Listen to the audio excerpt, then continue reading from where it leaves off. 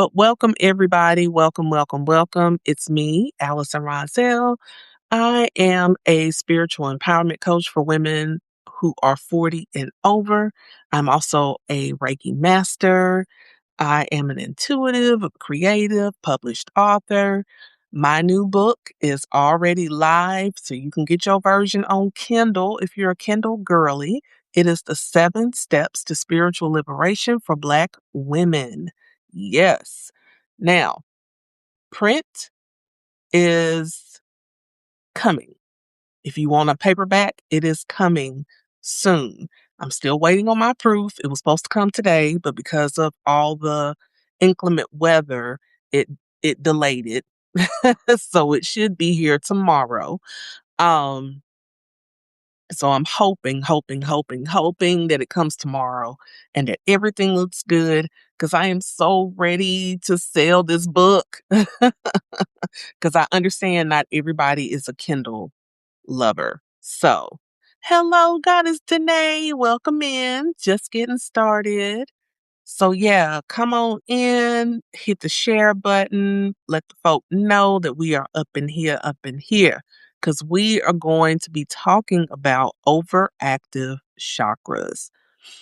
I got the inspiration of this because when I was posting today, I am wonderful. How are you doing, my love?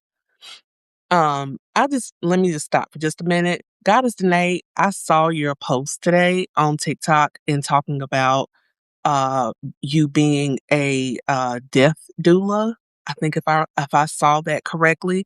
And I just want to say, I am so freaking proud of you, girl. That is so beautiful. That is beautiful work. I am always so happy when I see someone becoming that, stepping into that realm because I took care of my aunt while she was on hospice, and I took care of her. Um, Yay, wonderful. You posted your first article. Oh my gosh, I'm so proud of you. Um, so I took care of my aunt while she was on hospice and during her end of life care. And one of the things that it made me contemplate, but it's not for me. I was told it's not for me. But there's a but. Um, but I did think about that of being a death doula because taking care of her was such a spiritual journey. um, and I used a lot of my spiritual tools to help make her comfortable. Things like my essential oils for aromatherapy and just to come, you know, get her with the plant medicine to make her relax. Um, my crystals that I used, and of course, Reiki, giving her Reiki. And when she got a little worked up, helping her through breath work and things like that. And then, of course, we prayer, music, things like that. So it was really just a beautiful experience. Tiring, but beautiful. Overemphasis on the word tiring because, baby, yeah. If you've ever taken care of anybody that's a dementia patient, it's truly a labor of love because that love gets tested every day. Every day. It was an honor to do it. It really was. My aunt and I were super close. And hey, Goddess Kyra, welcome in. My aunt and I were really close. She was like my second mother. And so as tiring as it was to take care of her in her end of life, it was an honor to do it, to take care of things for her. And like I said, it was tiring. It was laborious. It was financially straining, emotionally straining, physically straining, all of those things. But I tell you what, I wouldn't trade it. I wouldn't, because I see what it gave her. And so that meant the world to me to be able to give her that. So, and it was really great because she went peacefully when the time came. So that made it really worth it. All right, y'all. So, yes, we're going to be talking about overactive chakras, which is something that we don't talk about enough because we always talk about the underactive energy centers, right? And y'all, if at any time my mouth movement doesn't match with my words, please let me know. Because I'll exit and then come back and we just, start all over again. But we don't talk about the overactive chakras enough. We always talk about underactive or we talk about blocks and we talk about it in such an abstract way. But, understanding what are some of the ways that can block our energy is really important because we need to understand there's the overactive and then there's the underactive. And a lot of women, believe it or not, on a lot of their energy centers, they're very overactive, especially the three that we're going to be talking about tonight. So, before we get started, y'all know what I like to do. I'm going to pull us a card, and I haven't pulled a card from this deck in a really long time. But since we were going to be talking about chakras, I felt that it was very important to use this deck. And it is the Oracle of the Seven Energies by Colette Baron Reed. And Colette Baron Reed is one of my favorite Oracle card creators. She just is. All right. So, what do we need to know? What is the message from Spirit?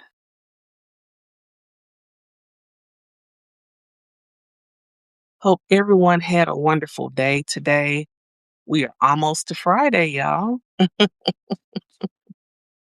hope you're nice and warm wherever you are.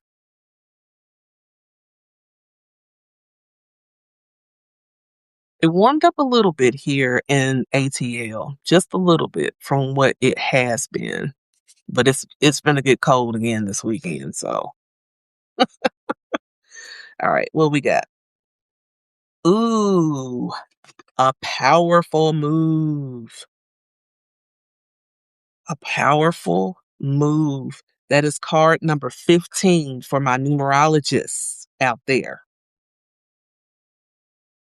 So, card number 15.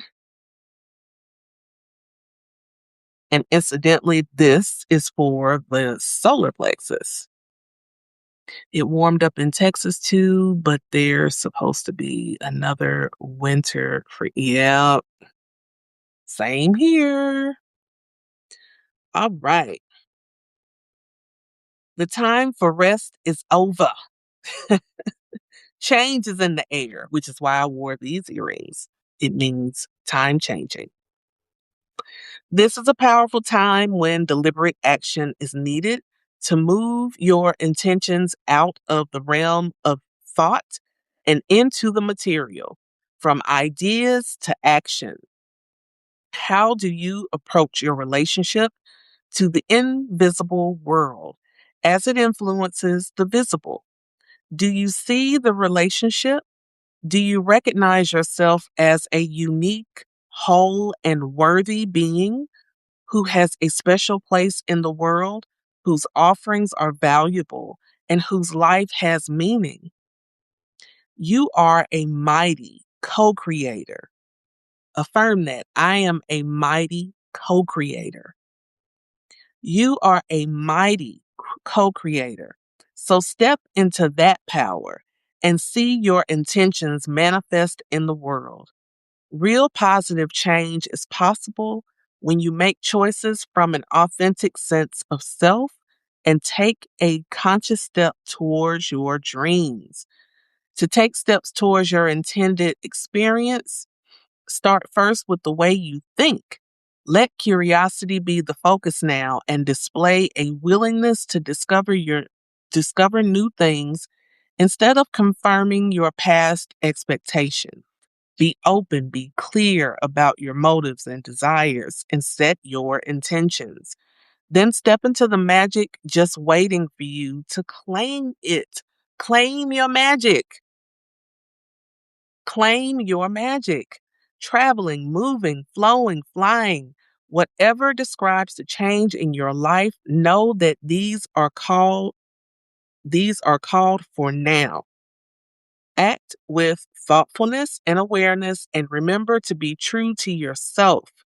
What is called for now is doing the thing that needs to be done. All will be better than well. What an exciting time, indeed.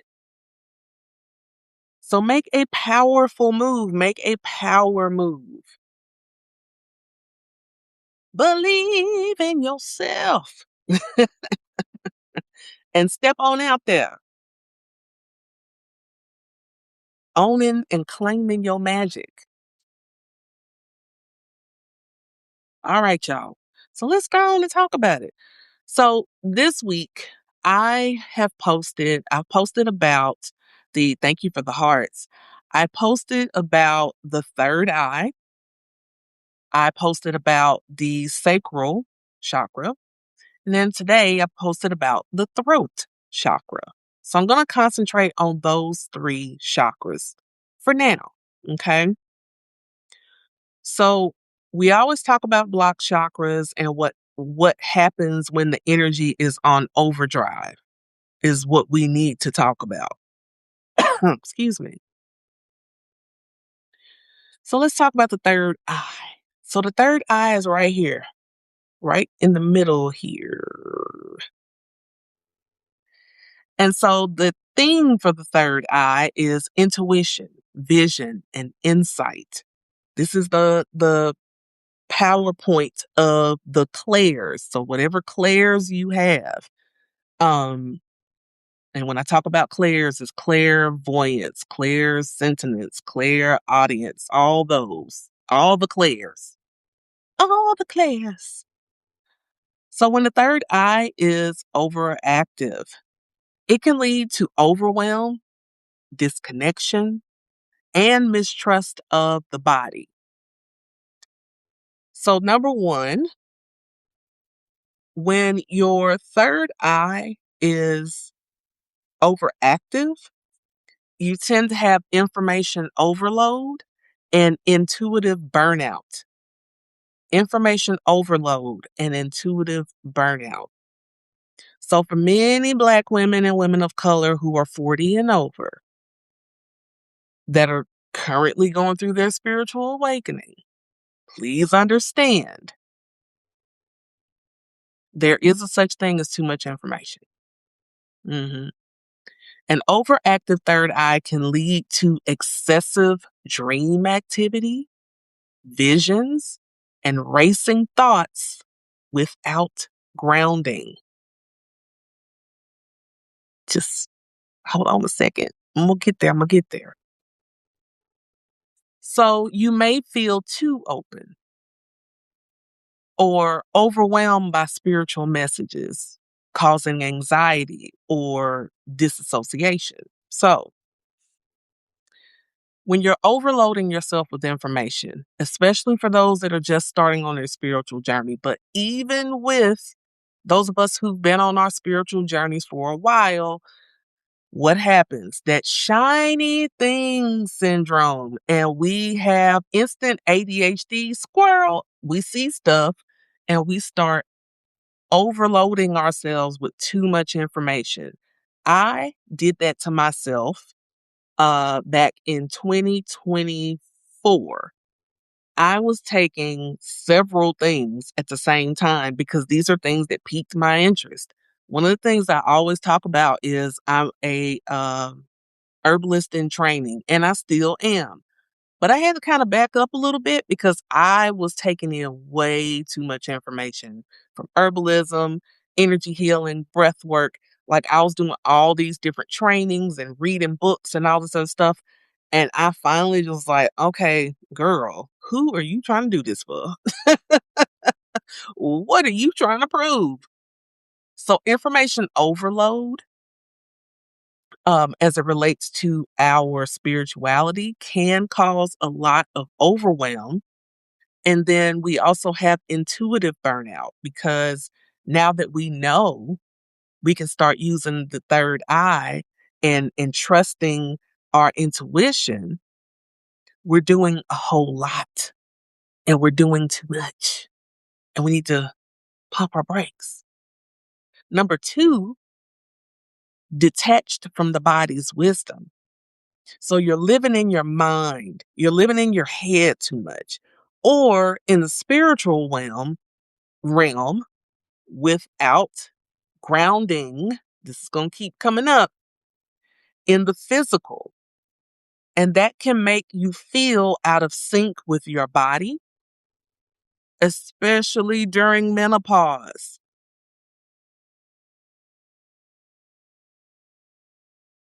I teach Reiki, and every time I teach Reiki, well now it's on evergreen. It just, self-train. You can do that.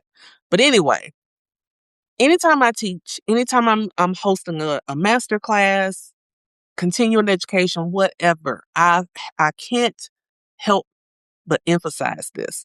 And it's not even just with Reiki. Any kind of energy work, spiritual work, don't you dare work with a client and not be grounded. Don't do it. Ground yourself, please, and thank you before you start taking on other people's energy from doing energy work.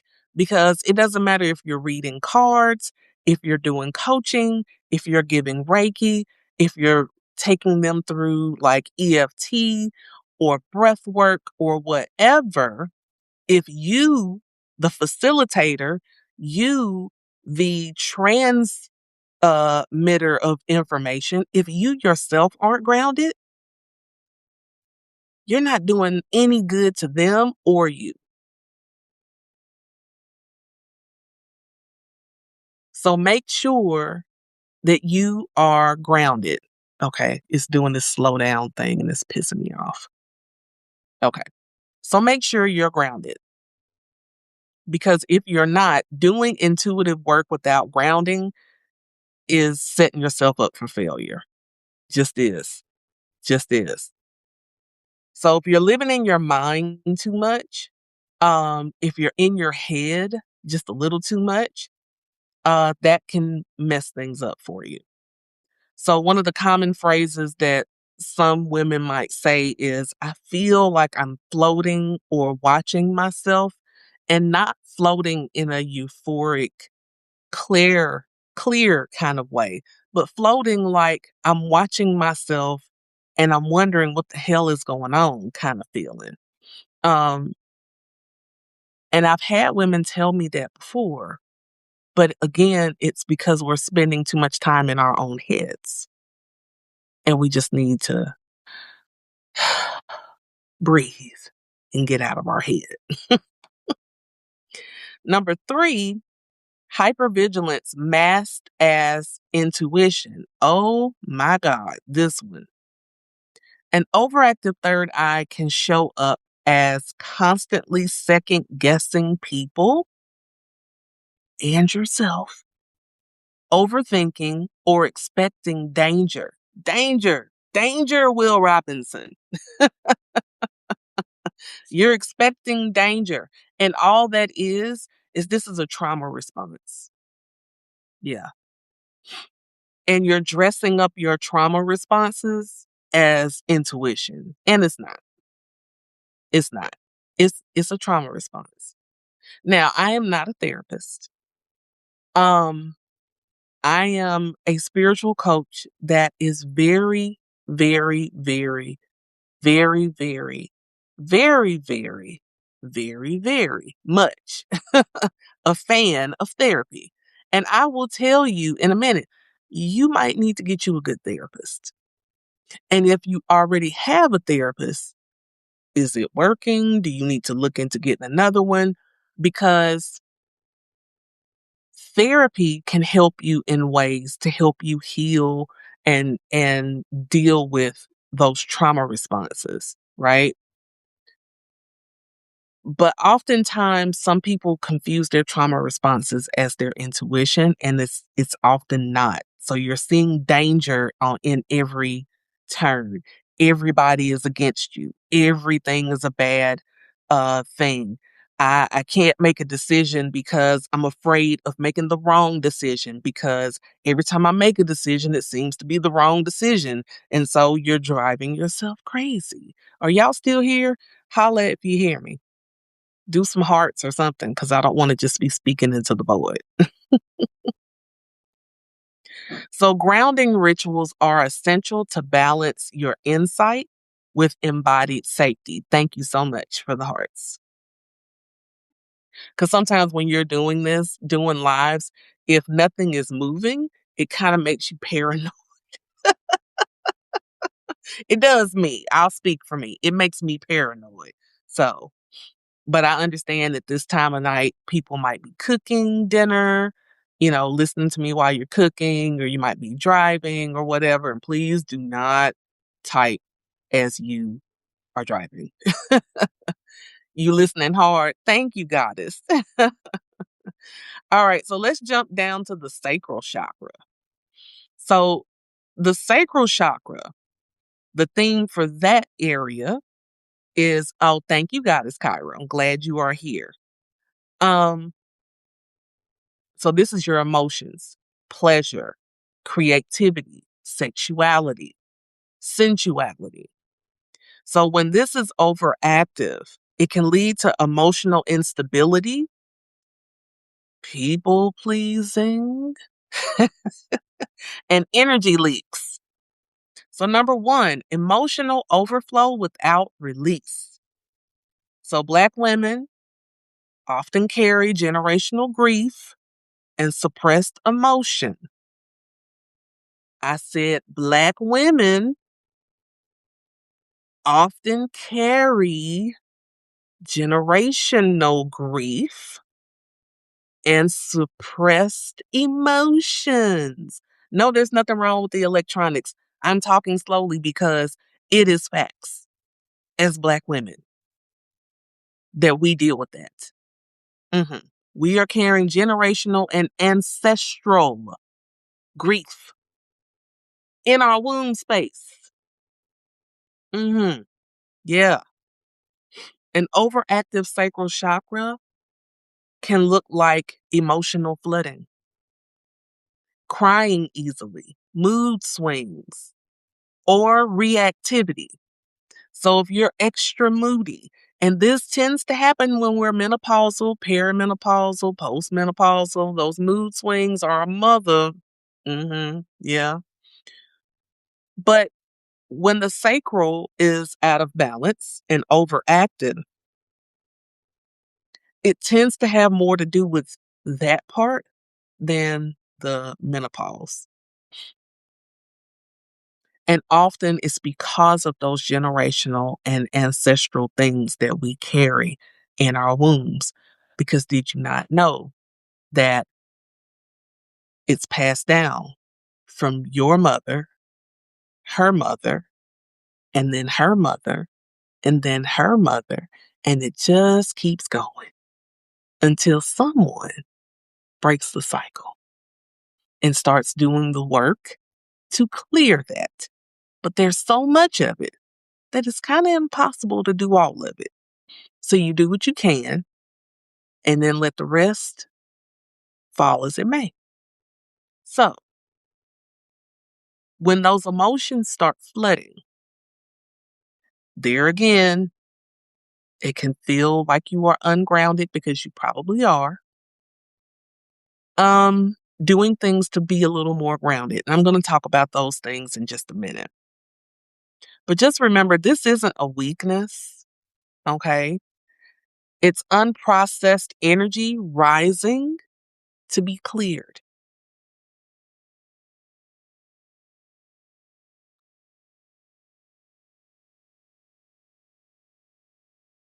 Trying to think of how I want to say this. One of the things with us as Black women, when it comes to our emotions, because we have been so trained by society that our emotions don't matter, right? No matter what those emotions are, whether it's happy, sad, mad, whatever, our emotions don't matter. And then we internalize that, which is how we start suppressing our emotions. This is why we tend to not let us feel our feelings. When we start feeling ourselves ready to cry, we'll stop. We'll make ourselves stop. And we'll talk it to ourselves like, I don't need to be crying about that. That's nothing for me to cry over. I need to get over it. And I need to get over it now. Because I can even hear some of my own self talk of things like that. A lot of us are taught that whatever it is, you need to get over it. Because oftentimes, ancestrally, our ancestors couldn't feel their emotions. They didn't have time to cry. And sometimes their tears got them in trouble.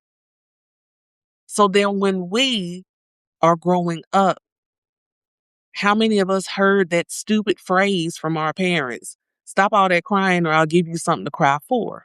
So then you start suppressing and you start realizing, oh, I'm not supposed to do that. I'm not supposed to feel that. I can't show that I'm pissed off or I'm hurt because then that means that there's going to be a consequence of me doing that. And we don't realize that as adults, that that's what we're doing. So we're going around with all this imbalance within our sacral area because we just won't let our emotions flow. Then on the flip side, not just with sadness, but with happiness too, we won't let ourselves be happy. We won't let ourselves experience pleasure. We won't let ourselves do that because we feel like we're not supposed to. I don't know what it is as to why we were all raised to be robots.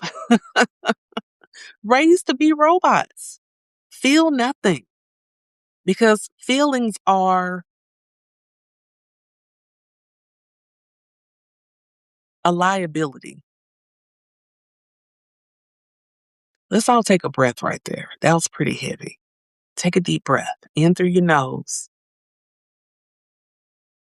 out through your mouth.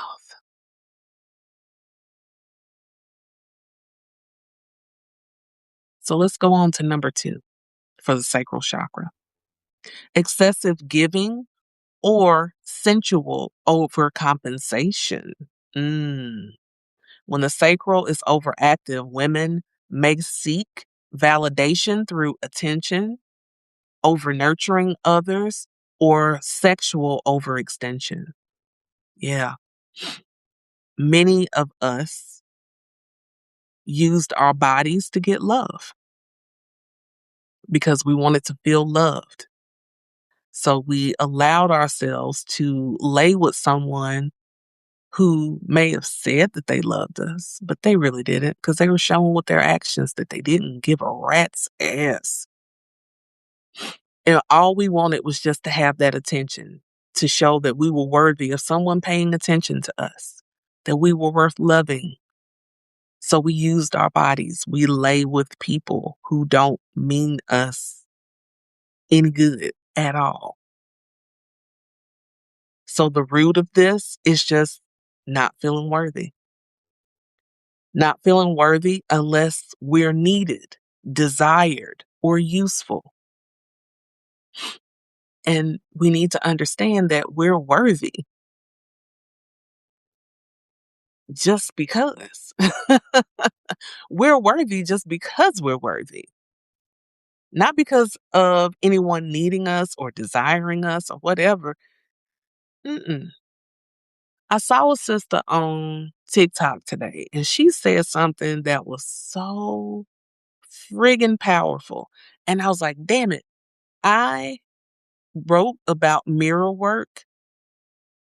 Actually, I think mirror work shows up in both of my books, but this new one, I have a section about mirror work.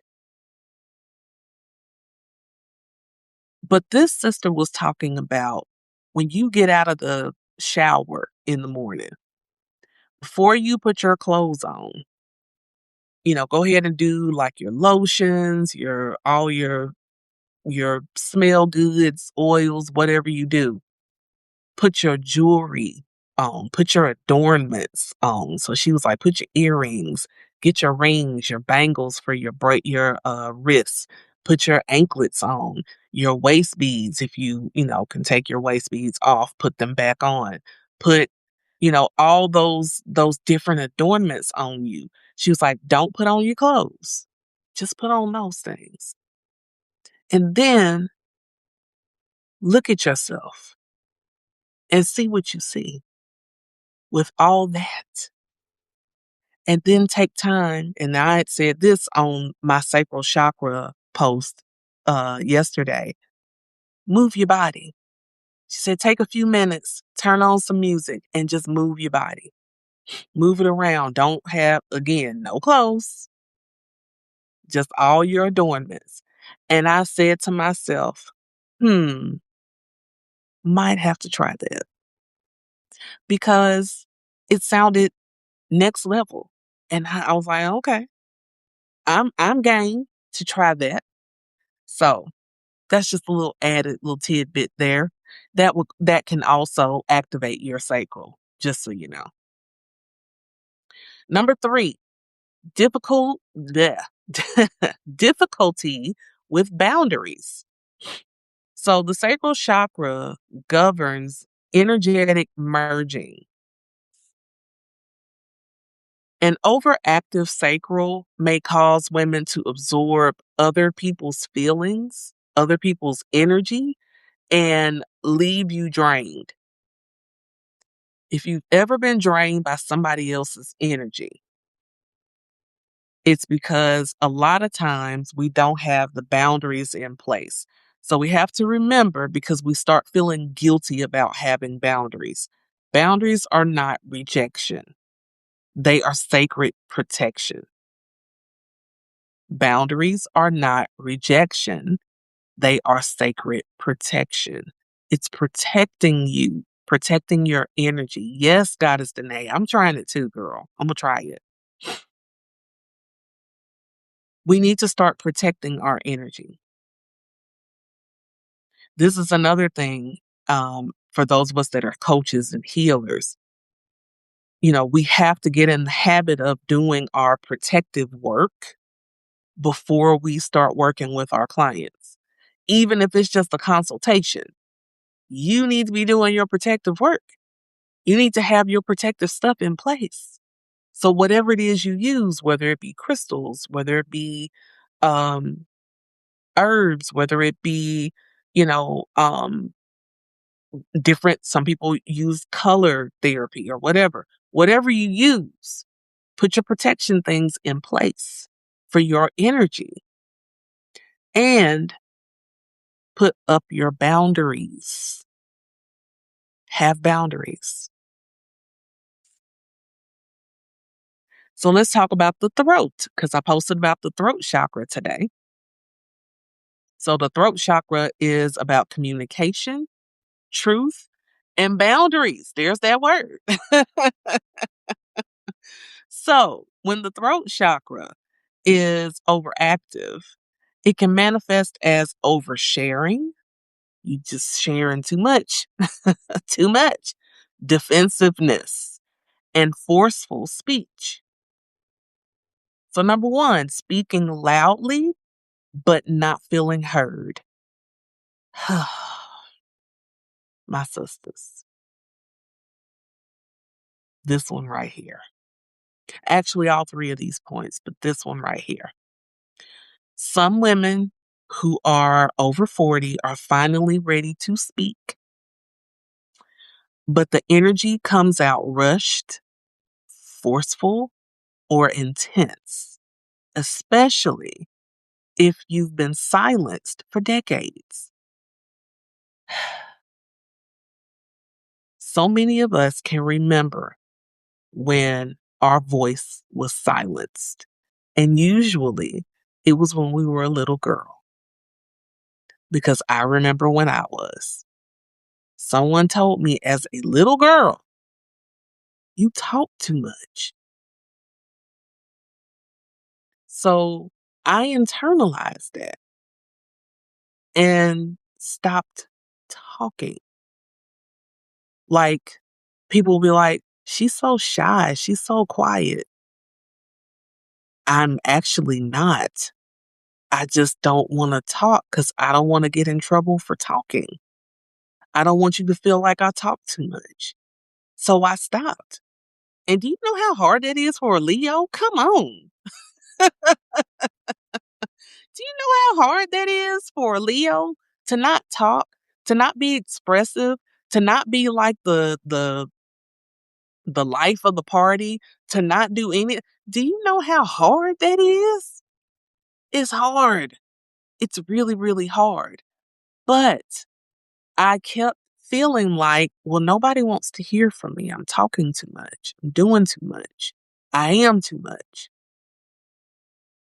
And so I carried that for so much of my life. Goddess Danae, you know, you know. You a fellow Leo, so you know, you know. But I did. I carried that for so long. And so many of us did as well. I remember, a few days ago, I had a consultation with a beautiful goddess. Um, and she talked about how it's so hard for her to use her voice because she was always told to be quiet.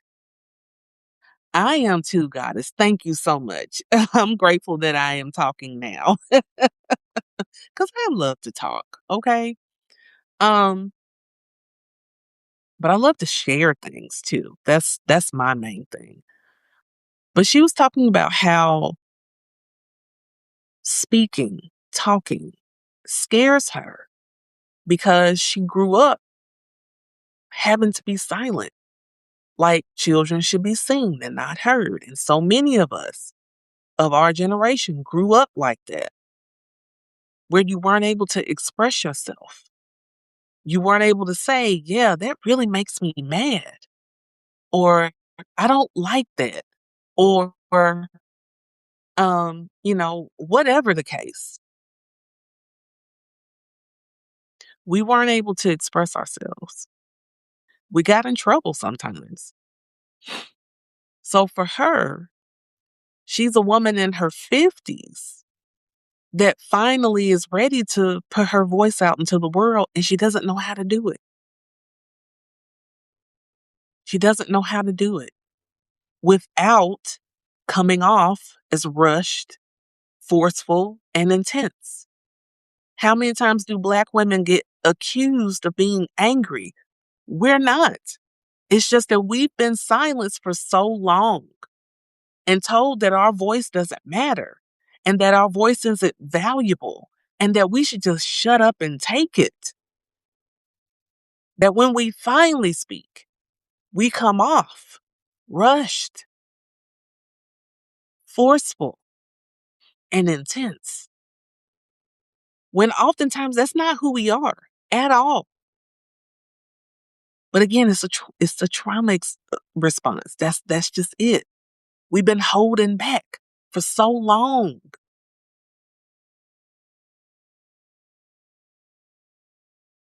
Number two, over explaining or talking to be validated. Mm. So the overactive throat energy can lead to us oversharing, over justifying, and often rooted in not feeling emotionally safe to express ourselves in the past. So the past is affecting how we are now. So then we start over explaining. Like, I always tell this story. Every training I ever do when I did the voice and vision and anything, because I feel like we need to know and understand this. My coach, my mentor, I remember we were in a group coaching setting and she was talking about an event that she went to, and it was all women, and it was mostly Black women, but it was women, and a man was there as a speaker, and she was like, which in most cases when there's an all woman event, men generally aren't there, but this guy, he was there because he was just that good. And he was very supportive, empathetic for women, etc., and all those things. So he said one of the things that women do is when we go to, let's say, pitch our offerings or whatever to somebody, we over explain. We over explain it because we're spending time trying to justify why we deserve to be heard or deserve to be in the room. Excuse me. Meanwhile, most men just go in there, give their pitch, and bibbity bobbity boo, they're done. But no, we take all of this time and we over explain, we're oversharing, we're over giving, we're doing all of this because we just want you to see us as worthy. We just want you to see us that we deserve to be here and that you would be so lucky if you work with me. And sometimes I find myself doing that where I'll over explain something and I'm thinking, stop talking. What the hell are you doing? You're worthy.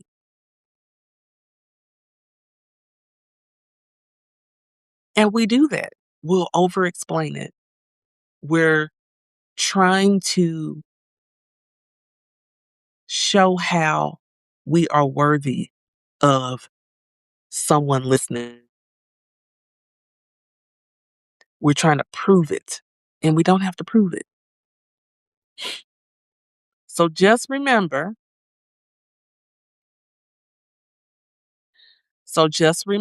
your truth doesn't need permission. Somebody confirmed that my truth doesn't need permission. Your truth doesn't need permission. Number 3, using your voice as a shield. Some may use constant talking or being the strong one as a defense mechanism to avoid vulnerability. Yes, thank you for confirming and affirming that for yourself. Your truth does not need permission. But we'll use it as a defense mechanism to avoid vulnerability. Sisters, vulnerability is not a weakness. I will say this until my last breath in my body because I need us to understand that. Your vulnerability is not a weakness. Contrary to what you've been told, it's your superpower. It's your superpower. It is not a weakness.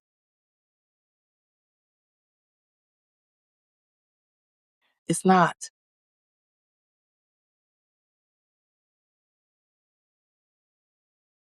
And we also have to understand this when it comes to using our voice. Authentic communication includes silence, softness, and space. Silence, softness, and space. You don't need to entertain everybody just because they piss you off. Let your silence have the last word. Because we have that, I don't want people to think that I'm weak. I don't want this. I'm just, because trust me, your silence speaks volumes. When you've had enough, when you aren't entertaining somebody else's bullshit, when you are not going to let them sit up there and piss on your parade, let your silence and give them space. Give yourself space and allow softness for yourself. It's not weak. It's not.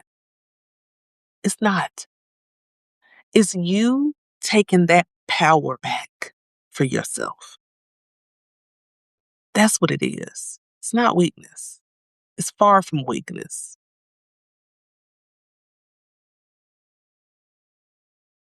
So, when we look at our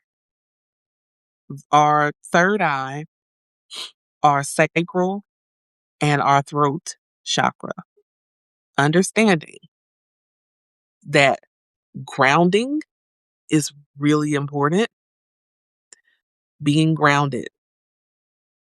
Also, feeling your feelings and not hiding them, not suppressing them is important.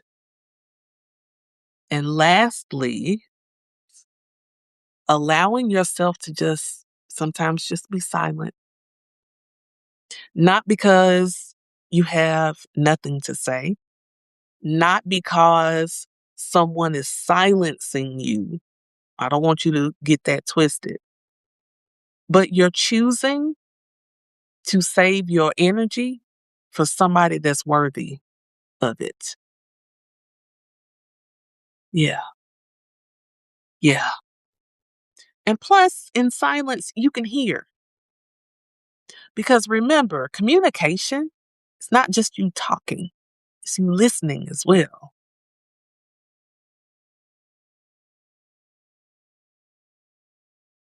So, oh boy, I'm silly and I know it. So just understand that balance is sacred and we deserve to feel safe in both our power and our peace. Hmm. Yeah.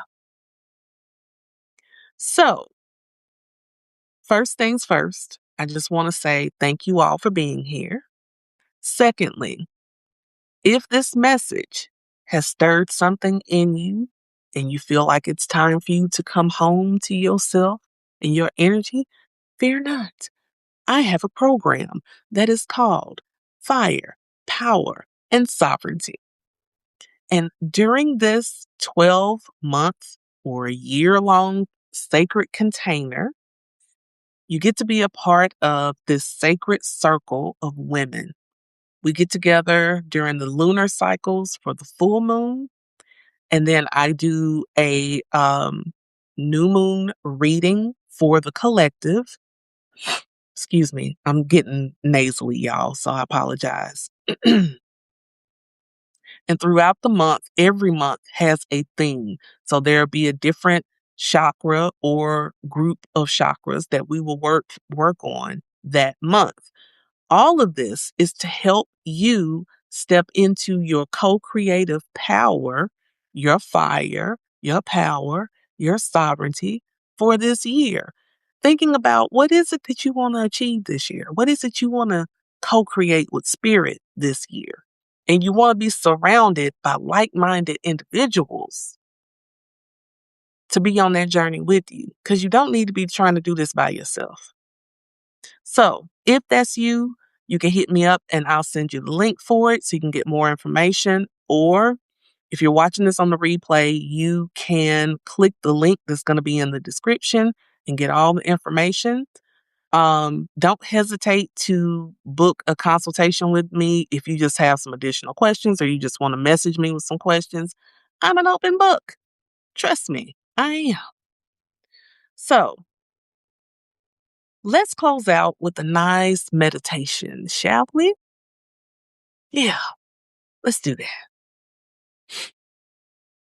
So I want you to get yourself comfortable wherever you are.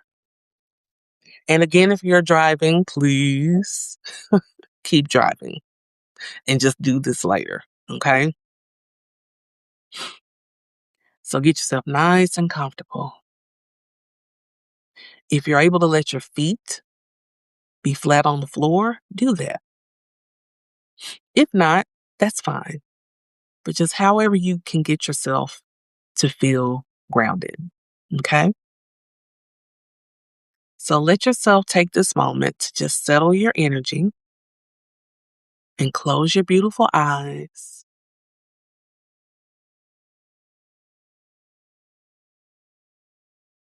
And I just want you to just follow the natural rhythm of your breath and allow yourself to feel every inhalation and exhalation that your body does naturally. Giving yourself this opportunity to just be one with the breath.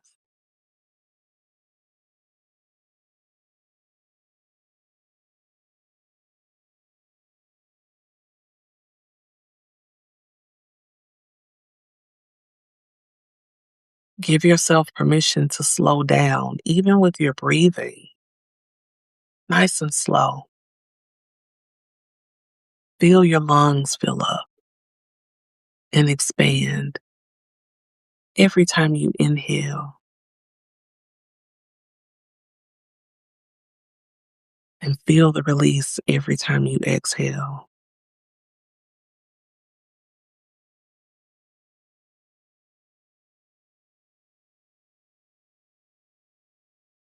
Now, I want you to take a slow but deep breath in through your nose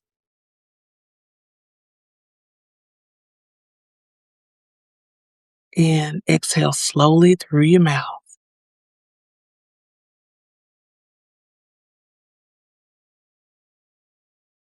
Allow your shoulders to drop. Let your belly soften. Let your jaw unclench. Just relax your body.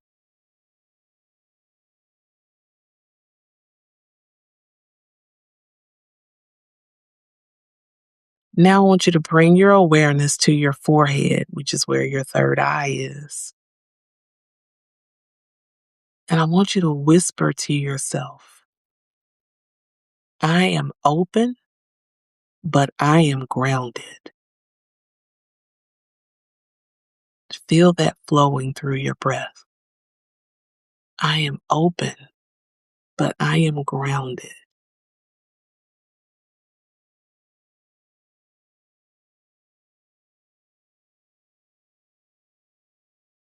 Take a deep breath in through your nose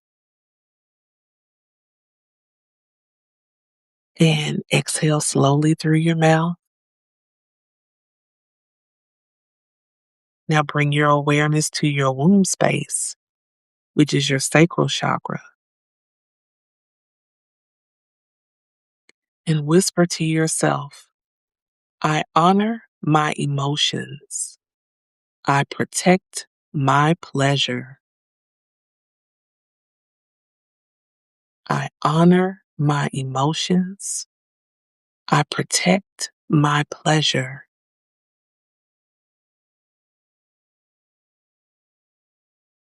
Feel the breath flowing through your body with that intention of you honoring your emotions and protecting your pleasure because you're worthy. You're worthy of pleasure. And it is safe for you to feel your emotions. Take a deep breath in through your nose. Exhale through your mouth and draw your attention to your throat, which is the center of your truth.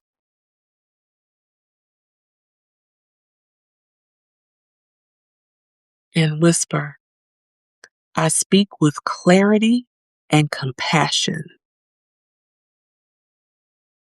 My voice is a sacred instrument.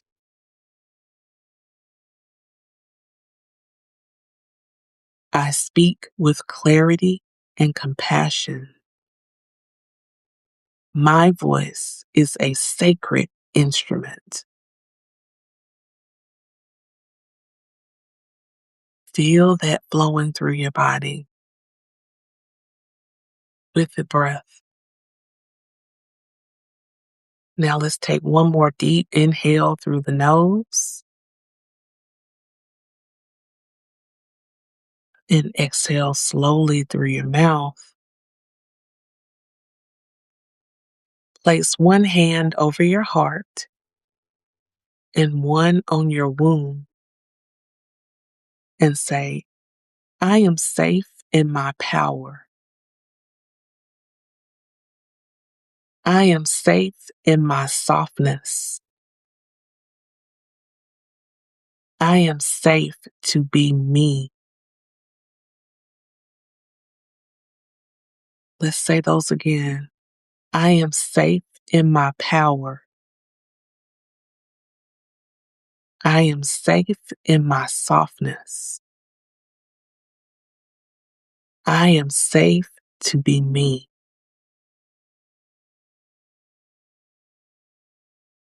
Take a deep breath in through your nose. Exhale slowly through your mouth and open your eyes.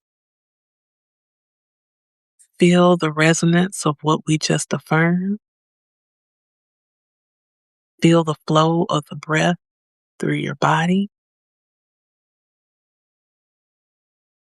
Smile. Ashe. Thank you all again for being here. If you enjoyed this, let me know. I'll do more teachings like this. I kind of now have an idea of what I want to do with my paid membership on here. But the membership that I have that's actually off of here, we're going to be doing stuff like that during the membership. Teachings about the chakras, like I said, concentrating on that one particular or group of chakras every month. So if you enjoyed this, you may want to go ahead and join the membership because this is what we're going to be doing. We are going to be doing that work, that sacred work. But I love you, sending you lots of love and hugs. Have a wonderful rest of your evening. Stay warm. And I'll talk to you all next time, okay? Bye for now.